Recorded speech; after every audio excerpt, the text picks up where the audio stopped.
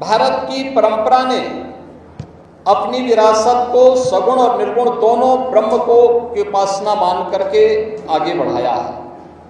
हमारे यहाँ निर्गुण ब्रह्म की सबसे बड़ी परंपरा में अगर हम देखते हैं तो देवादिदेव महादेव उस परंपरा के सर्वपूज्य देव माने जाते हैं। अनेक शाखाएं उससे बाद में आगे बढ़ती हुई दिखाई देती हैं, लेकिन जीवन की सच्चाई को जानने के लिए दुनिया को, विश्व मानवता को अगर कभी किसी की शरण में आना पड़ेगा तो वह केवल और केवल भारतीय संस्कृति है, भारत की सनातन धर्म की परंपरा है, जिसमें कभी भी उपासना विधि के प्रति कोई कट्टरता नहीं दिखाई। हमने कभी नहीं कहा कि जो मंदिर जाएगा वही हिंदू है। हमने कभी नहीं कहा कि जो मंदिर नहीं जाएगा वो हिंदू नहीं है। हमने कभी नहीं कहा कि जो वेदों को मानेगा वही हिंदू है। हमने तो कहा जो माने वह भी है, जो नहीं माने वह भी है। सबको गले से लगाया। हमारी परंपरा तो इस बात की आग्रही रही है कि जाति न पूछो साधु की, पूछ लीजिए ज्ञान।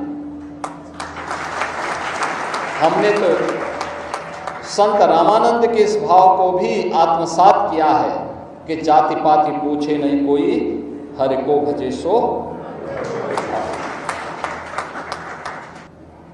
आध्यात्मिक विरासत की ये ज्ञान परंपरा बड़ी अद्भुत है और बहुमूल्य भी। दुनिया जहां तक नहीं पहुंच पाई है अभी तक, दुनिया ने भौतिक उपलब्धियां बहुत हासिल की होंगी और कर भी रही है, ये विकास की प्रक्रिया का हिस्सा है, लेकिन भारत के ऋषि मुनियों ने अपने दिव्य ज्ञान से, दिव्य चक्षु से जिन उपलब्धियों को हासिल किया है, अध्यात्म की उन ऊंचाइयों तक पहुंच पाना विश्व मानवता के लिए आज भी एक चुनौती बनी हुई है। आत्मा क्या है और आत्मा का स्वरूप क्या है, ईश्वर क्या है, ईश्वर का स्वरूप क्या है, दुनिया अभी तक वहां पहुंच नहीं पाई है। अभी खोज चल रही है उनकी, गॉड पार्टिकल के रूप में उनकी शोध चल रही है, लेकिन भारत का ऋषि हजारों वर्ष पहले इसके बारे में अवगत करा चुका है।